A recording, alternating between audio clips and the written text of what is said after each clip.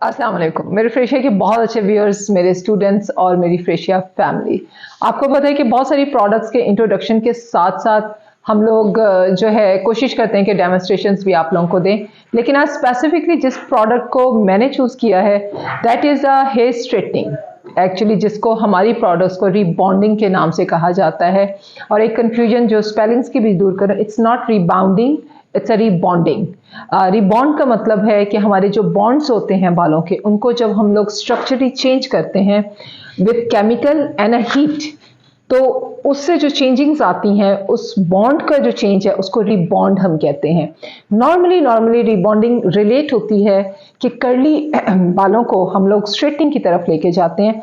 और ये भी आप लोगों की कन्फ्यूजन दूर कर दूं कि ये स्ट्रेटनिंग परमानेंट होती है। परमानेंट का मतलब है कि अगर आपके यहाँ से लेके यहाँ तक बालों की स्ट्रेटनिंग अगर रीबॉन्ड हो चुके हैं बाल, तो जब तक वो बाल कट के नहीं गिरेगा, वो परमानेंट एक जो है स्ट्रक्चर बन जाता है बालों का।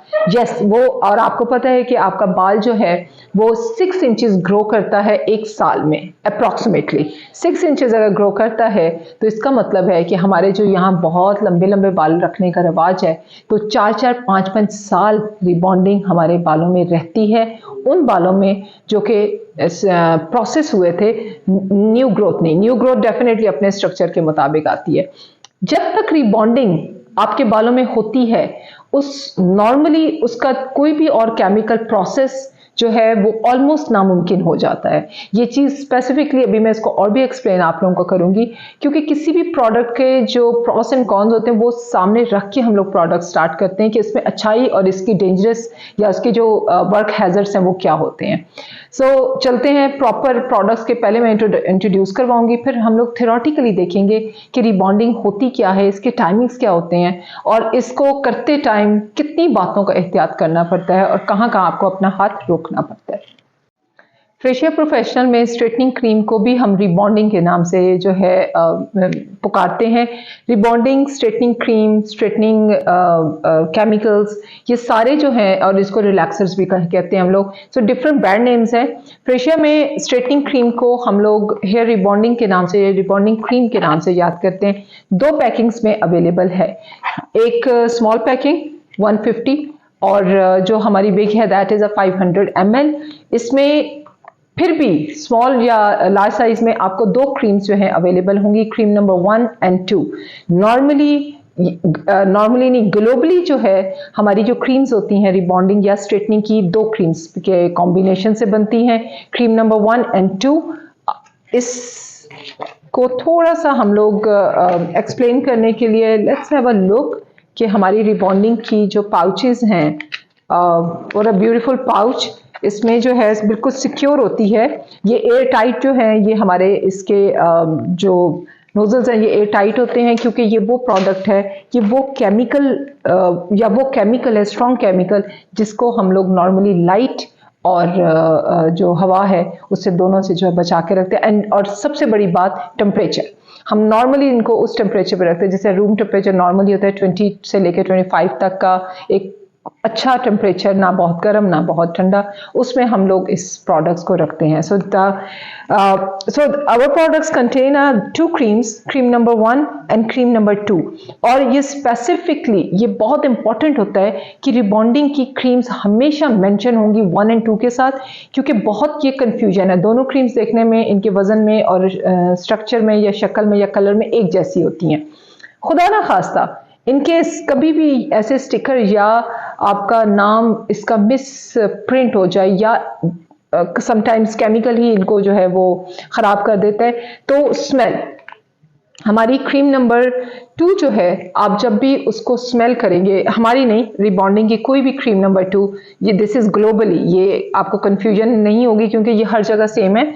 सो जो क्रीम नंबर 2 है वो बिल्कुल एक माइल्डर स्मेल के साथ होते हैं, जो कंसिडर हम लोग एक अच्छी स्मेल करते हैं। इसके मुख्तलिफ वो क्या कहते हैं अरोमाज हो सकते हैं, समटाइम्स इसमें स्मेल बिल्कुल भी नहीं होती, या अगर होती है तो फ्लावरी सी थोड़ी सी होती है, क्योंकि this is a neutralizer mask, ये न्यूट्रलाइजर होता है, इसमें बालों के ऊपर लास्ट में आना होता है।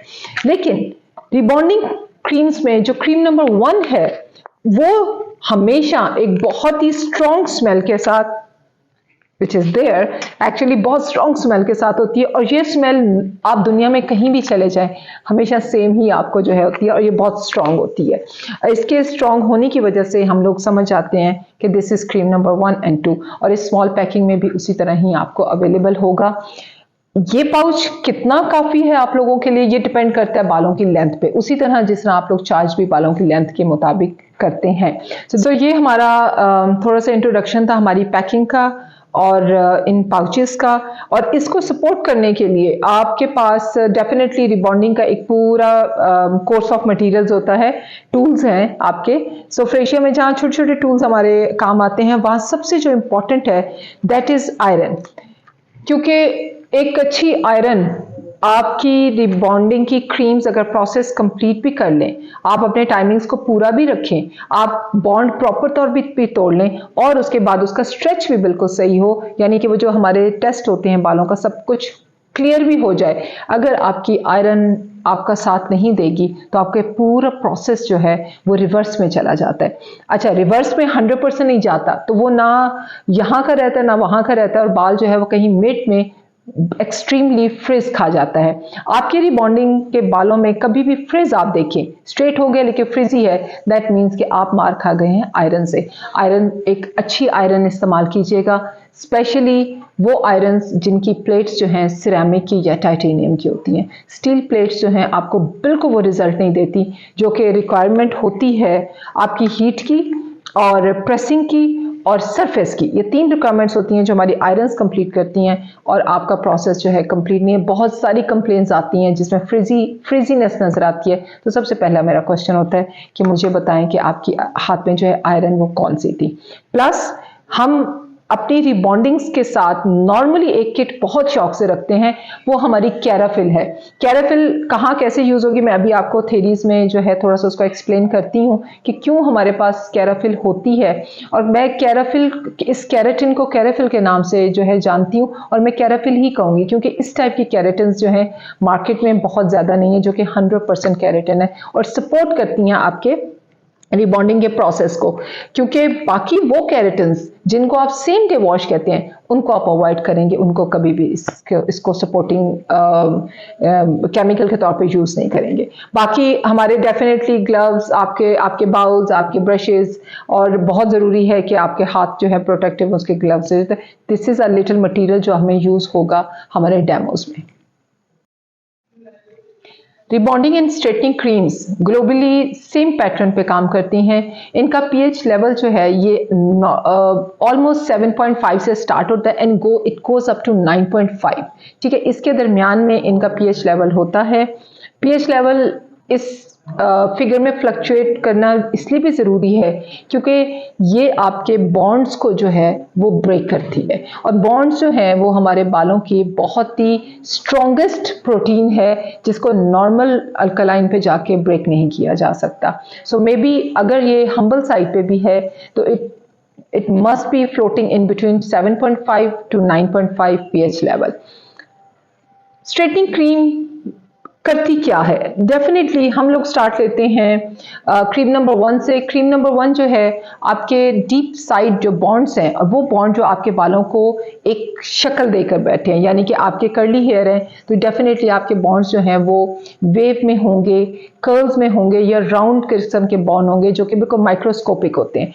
ये उनको बॉन्ड को तोड़ती है, और रिस्ट्रक्चर करने के लिए फिर हम लोग आयरन का इस्तेमाल करते हैं जो कि हीट कंसिडर होती है। ये भी केमिकल हीट कंटेन करता है प्लस आयरन की हीट, और वो उस बॉन्ड को जो है एक नई शक्ल देती है जिसको आप लोग स्ट्रेटनिंग कहते हो।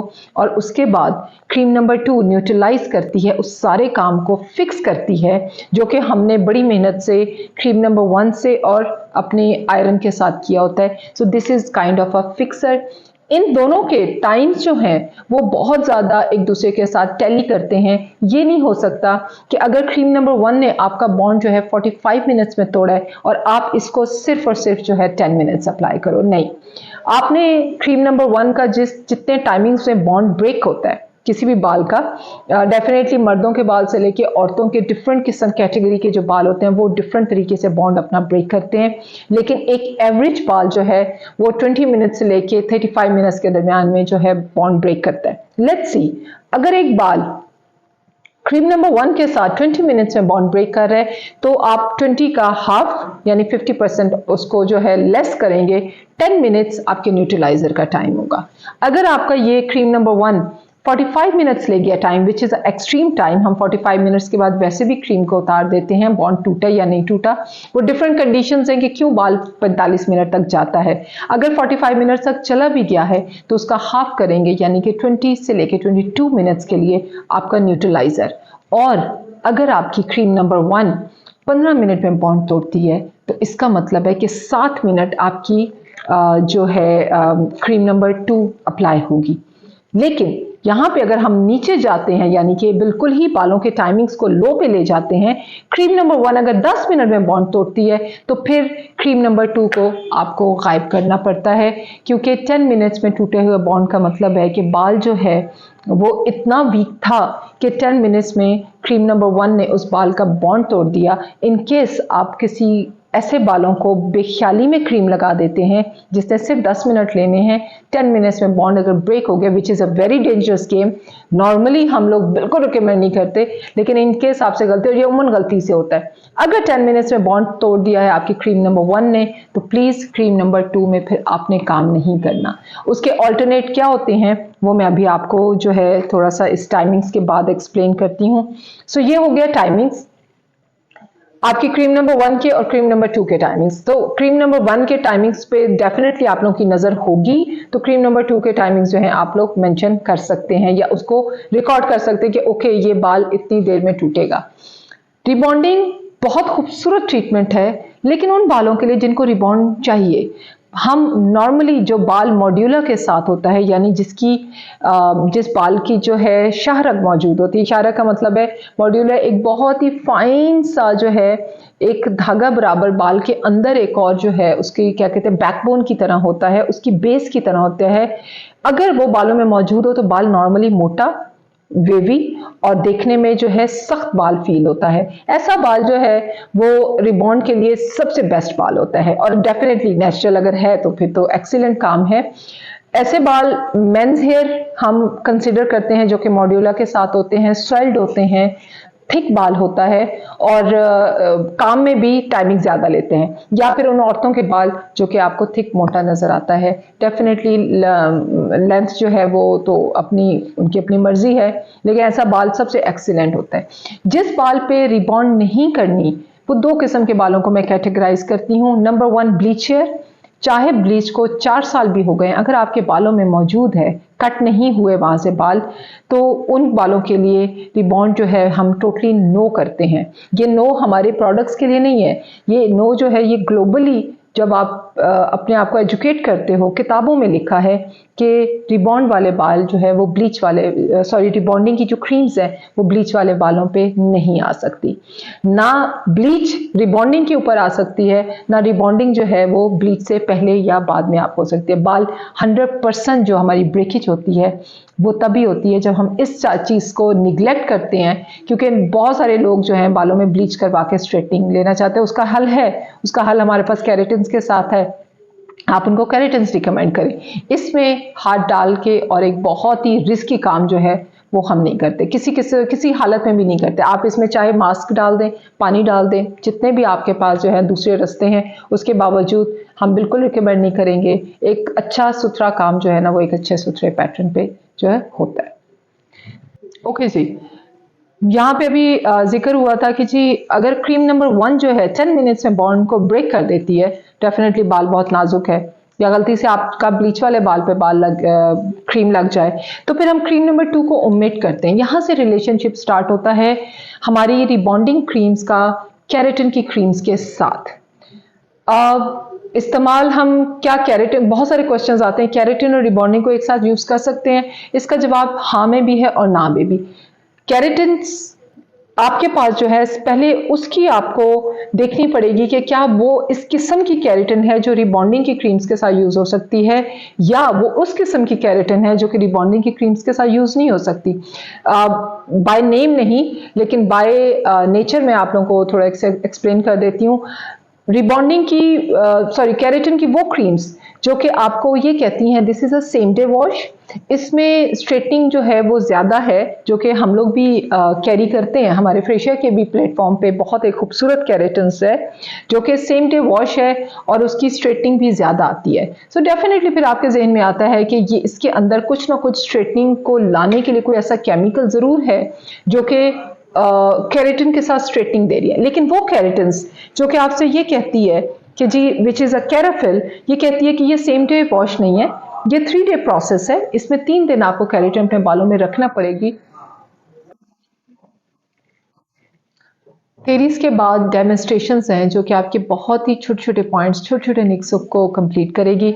हम लोग अपने डेमोस में आपको मजीद एक्सप्लेन कर देंगे कि केराटिन का ताल्लुक आपकी रिबॉन्ड क्रीम्स के साथ किस तरह होता है और कौन से स्टेज पे यूज़ होता है। लेकिन सिर्फ एक चीज़ याद रखिएगा कि सेम डे वॉश केराटिन्स या वो केराटिन्स जो कि आपके बालों को स्ट्रेटनिंग की तरफ लेके जाते हैं, प्लीज़ आप उनको रिबॉन्डिंग के किसी भी केमिकल के साथ मिक्स एंड मैच नहीं करेंगे, सिर्फ उन केराटिन्स पे रिलाई करेंगे, और वो भी इन केस ऑफ एमरजेंसीज। और अगर आप चाहते हैं कि आपका बाल मजीद खूबसूरत और हेल्थ भी उसको साथ साथ मिले, तब हम वो लोग यूज़ करते हैं। एंड दोज आर द केराटिन्स जो कि 3 डे वॉश होती हैं, या फिर आप कैराफिल के नाम से उसको जो है इजीली एक्सप्लेन कर सकते हैं। So this is a little introduction about Freshia professional की रिबॉन्डिंग, एंड लेट्स सी कि डेमोज में हम और कितना आपको इसको एक्सप्लेन कर सकते हैं। Thank you so much.